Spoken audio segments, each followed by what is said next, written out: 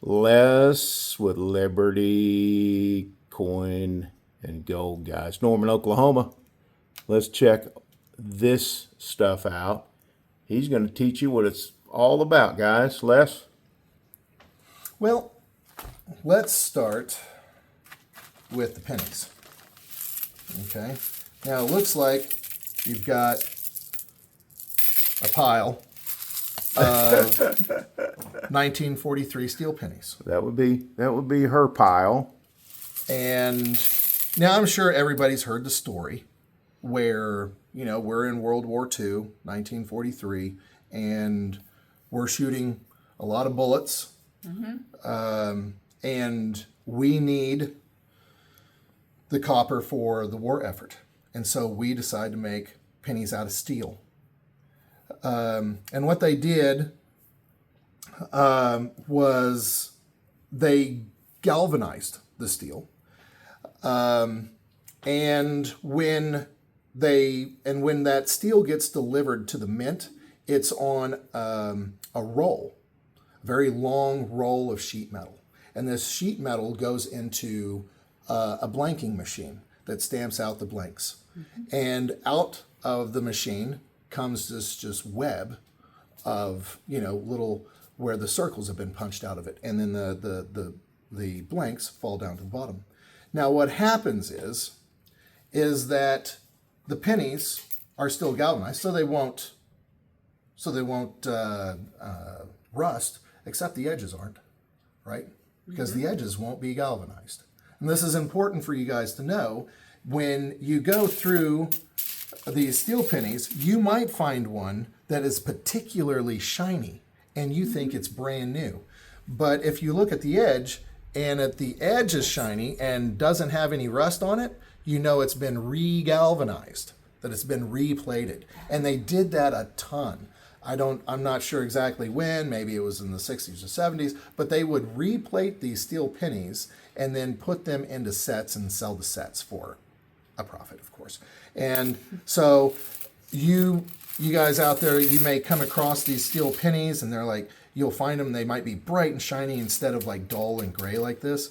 Well, that's not because it's mint state. It's because it's been re-galvanized, replated. Learn something new. So you'll want to look at the edge, and that edge should just be straight steel. And you'll notice a lot of times it'll rust. Even though they were galvanized, they still rust. So we made over 1 billion of them. Between Philadelphia, Denver, and San Francisco, we made over 1 billion of them. I think I figured it up once. It was almost 1.1 or something like that. I forget. Wow. So we made 1 billion of these things. So they're not particularly rare. They are interesting. They are unique. You don't see them in cash registers anymore, but that doesn't necessarily mean that they're valuable. So they're more of a novelty value, okay? And we buy them for 3 cents a piece, and then we sell them by the bag for about 10 cents a piece. So that's how we treat them here at Liberty Coin and Gold. That's how we treat them. So we'll put them up on eBay for, Well, roughly, that's almost still an instant profit even for the person that has them. right. Just like copper pennies pre-1982. Right. Yeah. And so, but at 3 cents, a guy might want to just keep one. Yeah, right? Yeah. Because they are interesting and they are a cool conversation piece. Right. But unfortunately, they're not valuable. A person would be remiss to ever look at a 1943 penny and discuss it at all without talking about a 1943 copper penny. Now, to get the story straight, Internet, okay, this is how it goes.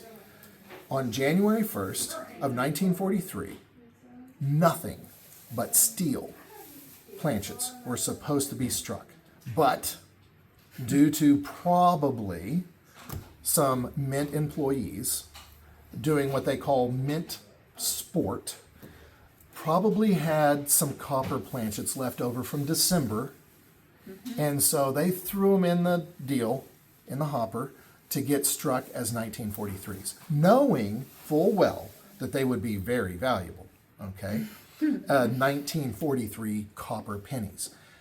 I don't know exactly what the numbers are. I think we have found maybe a dozen of them between all of the mints. Wow.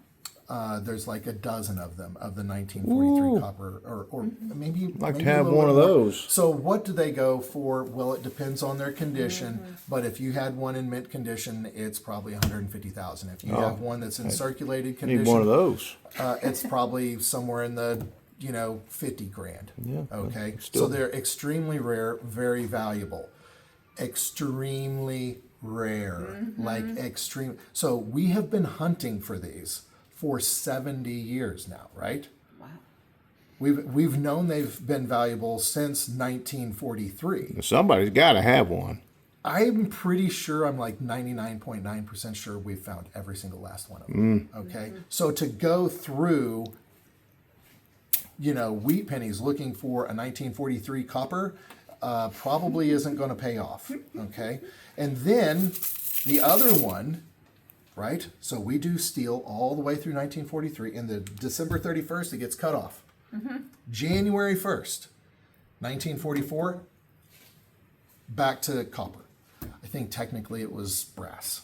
We were using brass from shell casings. I was going to say. And so, but again, maybe some employees at the mint had some steel planchets left over. Okay. And they had hid them underneath a machine somewhere, right? And so guess what they do? They throw those. It's possible. It's probably what happened. And threw some steel planchets in 1944 and had them stamped 1944. Knowing full well that they'd be incredibly valuable. Again, we've been looking for those since 1945, and I seriously doubt you were ever. We do not go through steel pennies looking for a 1944. It'd just be a waste of time for us, because I have to pay employees by the hour. Now, for you at home, feel free. Okay. Yep, drink a lot of beer, just that's know, for sure. But just know the odds of you ever finding one in stacks of steel pennies is absolutely remote, because we have been doing this for decades. So that's the full story on steel pennies, which ones are valuable and which ones aren't. Okay. All right, I think we got that covered. Let's go to this. Well, that's good for everyone to learn that. I mean, a lot of people think that they're worth something, and they think that, and there might be some, you never know, some good wheat pennies that have value. Oh yeah. Oh yeah. I mean, going through wheat pennies certainly is not a bad idea. But there's a lot of minor. You're probably not going to buy a bag of wheat pennies on eBay and find a 1955 double die, or a 1931S or a 14D or 09S VDB. You're probably not going to find any of that. I mean, it would be incredibly remote possibility that you would find any of those things. But maybe some of the minor varieties, you might be able to find those for sure. How long have you been collecting these pennies, Renee? Since I was little, Yeah. my mom and I, we would always look at our pennies and might find some wheat ones. But I didn't look at them. It's for fun. Wheat pennies are pretty cool. Yeah. And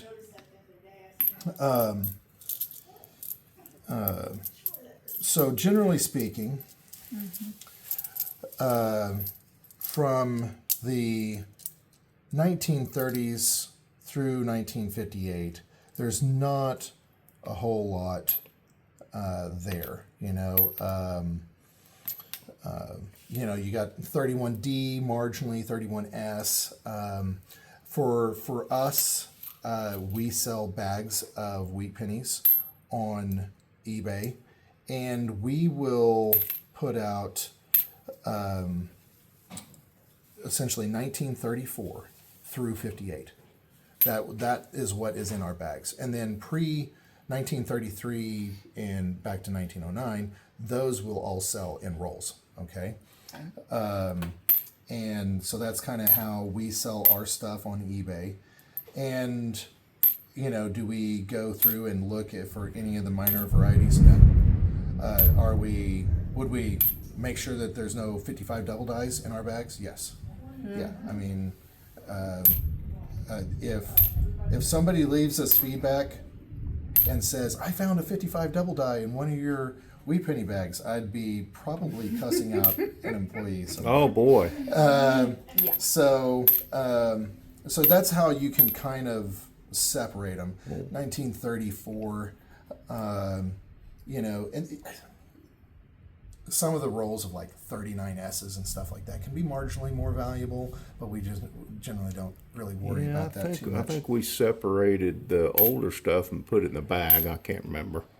It was But- fun to do, but But even the you know, like a 1919 Philadelphia, I think the mintage on that was like 460 million. that's a if I lot of recall. that's a lot of pennies, folks. That's a ton lot of pennies. And so you have a penny that's what 106 years old now, but it's one of 460 million. So, We buy it for 2 cents a piece. I mean, it is what it is. So,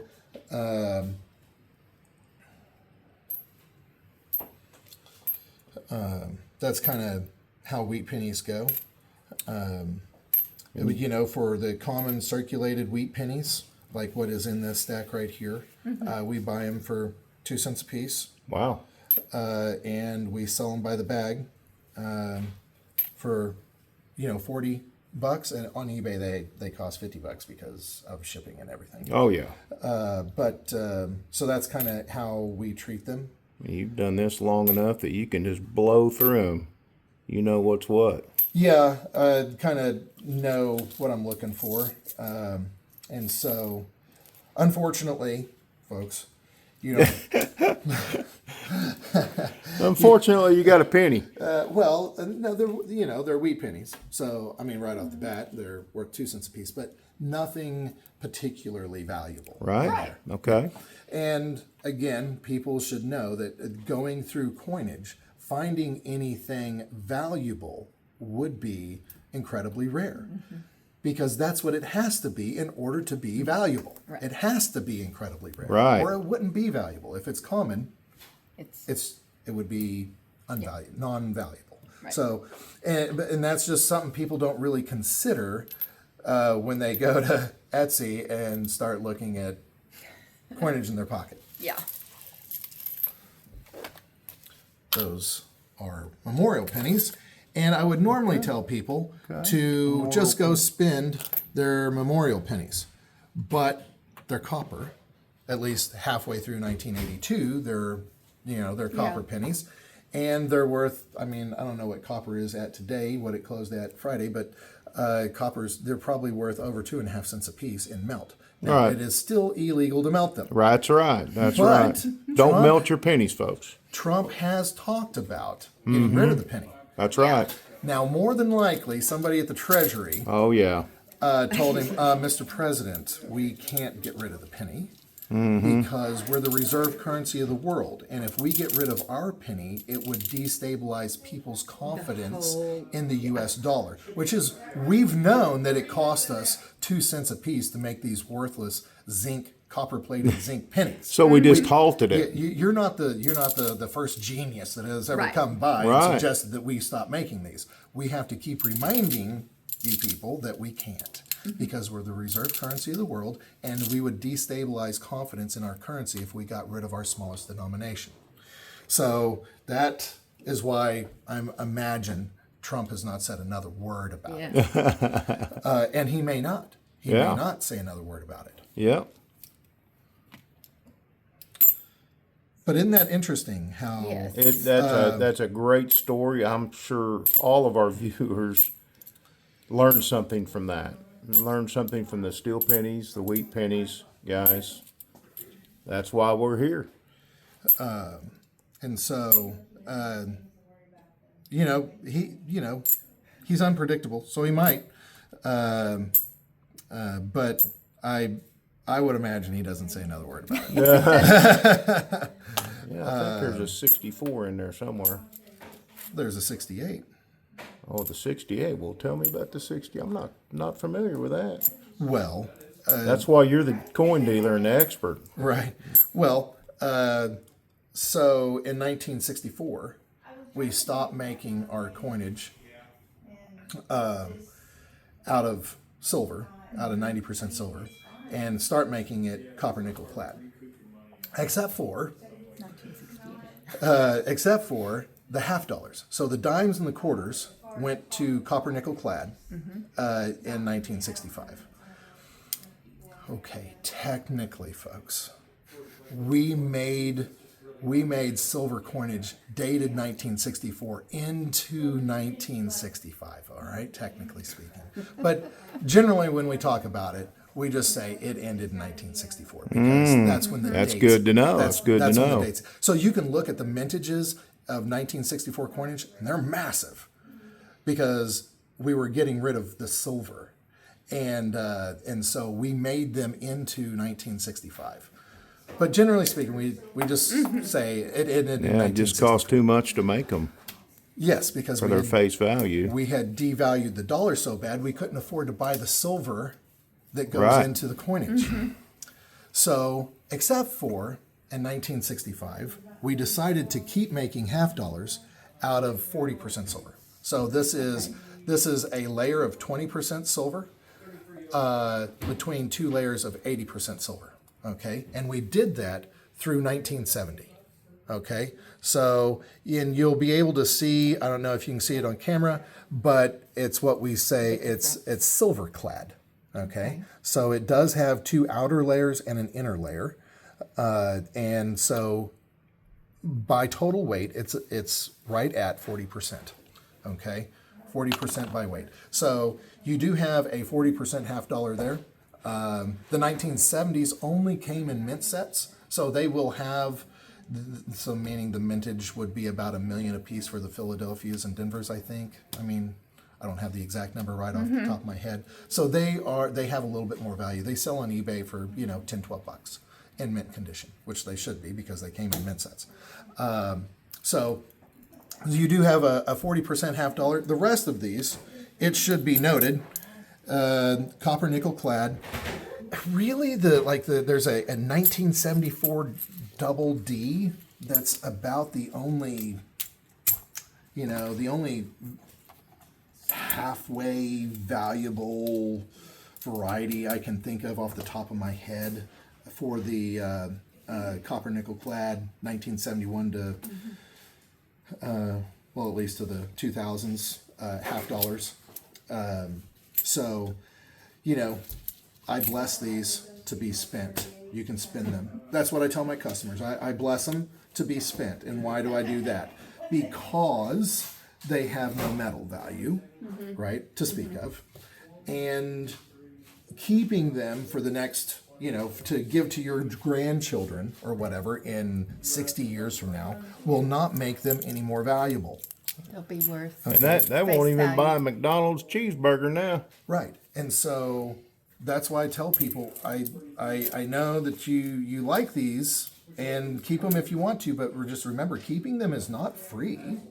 It does take time and effort to keep up with them and put them in a place and keep them safe and stuff like that. And is there any ROI, return on investment, for doing that over decades of time? And the answer to that is no. Something being old does not make it valuable. We buy and sell ancient Roman coins by the pound. Wow. Yes. So what you're saying, Les, So is they're 2,000 years old, and we buy and sell them by the pound. so what we're saying here is take this and go buy you a little silver with it. Yes. Half ounce, whatever, however many you got. Just take them and buy a silver coin. Yes. Yes. Right, Renee? Silver coin Maybe. of your choice. So, Excellent. well, because silver will at least pace inflation. Right. Generally speaking, on average, over long periods of time, it'll at least bare minimum pace it, where this will just be ate up by it. Right. And so that's kind of the story, but behind modern, so the modern era starts in 1965. And so, as far as those modern era coins go, that's what I'd tell you. If you go through them and find some interesting, variety, that can be interesting, but otherwise, it does not pay to keep them. Now, these are interesting.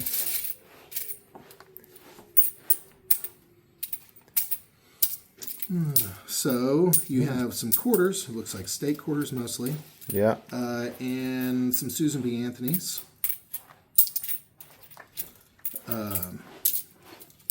So Susan B. Anthony's, they start when the Eisenhower dollars end. They come out the next year in 1979. Oh, did you find another one for me? Those are all And- Susan B's? These are all Susan B. Anthony's. And there are some valuable varieties of those.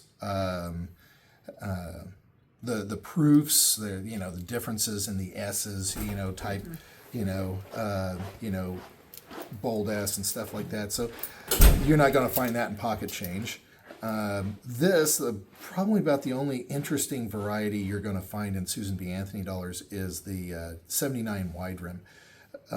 Or what they call close date or wide rim. And it's the scalloping around the outside here. I don't know if you'll be able to get that on camera, but the scalloping that goes around the outside edge here, in 1979, it was pretty thick. Or it was pretty thin. And then in 1980, they're going to change it over to a wider, thicker scalloping, which makes the scalloping come up and almost touch the one in 1980. Well, they started it maybe in November or December, I guess, of 1979. And so you have this close date or wide rim variety of 1979s, which in circulated condition is, I don't know, $4 or $5. In mint condition, it's about $8 or $10 retail. So it is an interesting variety to at least look for. But that's about it as far as the Susan B. Anthony's. They were... So more silver. Yeah. Find more silver. They were, at the time, for our younger viewers that don't know this, they were reviled. Because they're too close Yeah. to a quarter. Oh Too boy, close. yeah. And that's why they did not last very long at all. They were not a popular coin, not because of the design or anything like that. I suppose that it's not particularly, whatever. I mean, this is extremely close to what was on the Ike dollar, but the size.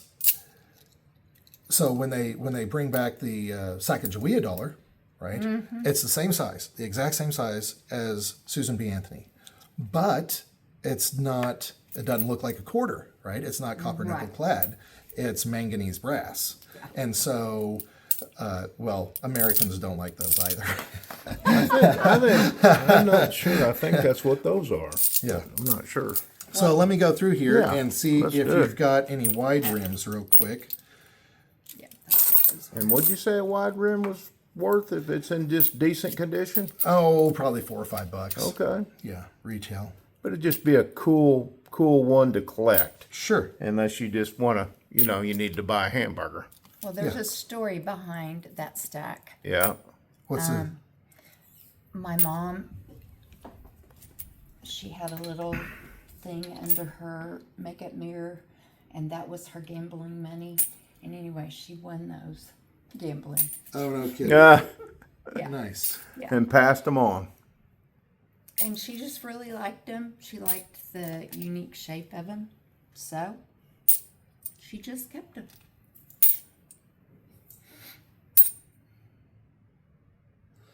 All right, we struck out.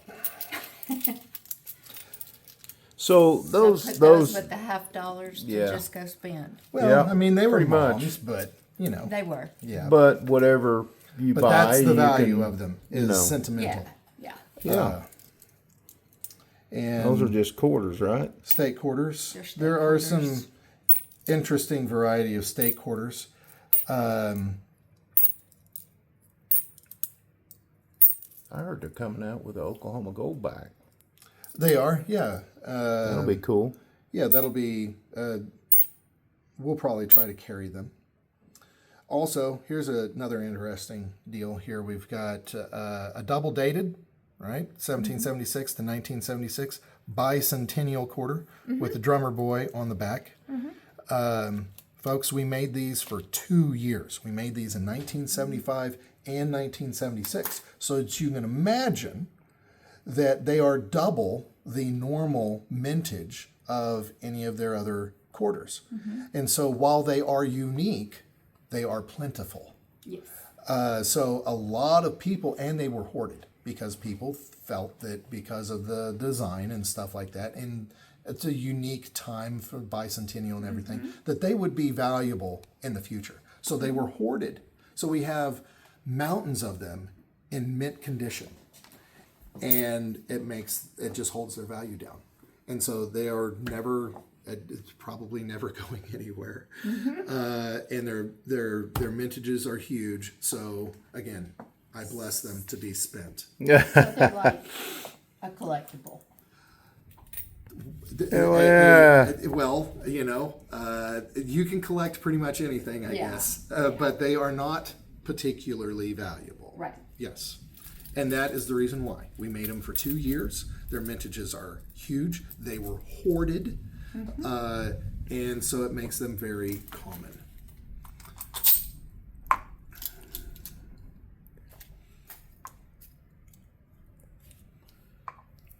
We just call Les the myth buster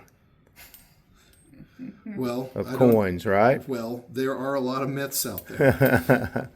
And unfortunately, it gets people's hopes up. And Dream Dasher is, unfortunately, when people call us on the phone, excited about something they found in their pocket change,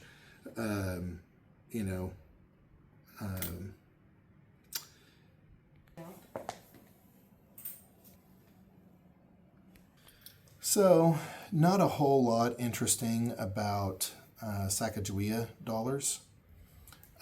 2000 Philadelphia. There's the Wounded Eagle. It's a die crack that looks like there's an arrow going through into and then out of the breast of the eagle on the back.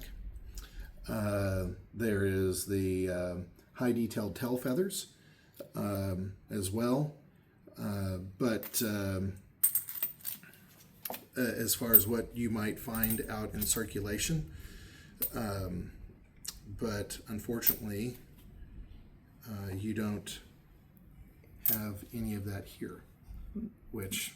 So he's going to bless it. Yeah, I'll tell you a funny It's story. blessed. I actually used one of those when I was getting a drink at a convenience store, and they said, "Sir, this isn't real."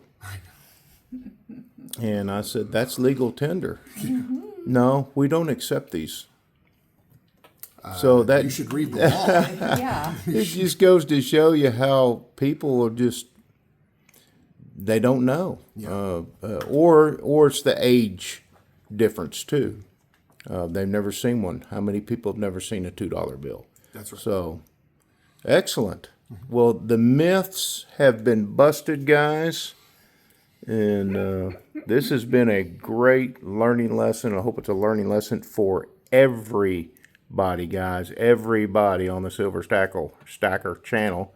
And as once again, we do not edit mess ups in our speaking, except Les is perfect. And Silver Stacker Cracker is not, guys. Hopefully we do more videos. We're going to talk about his... talk about your operation with minting your own bars.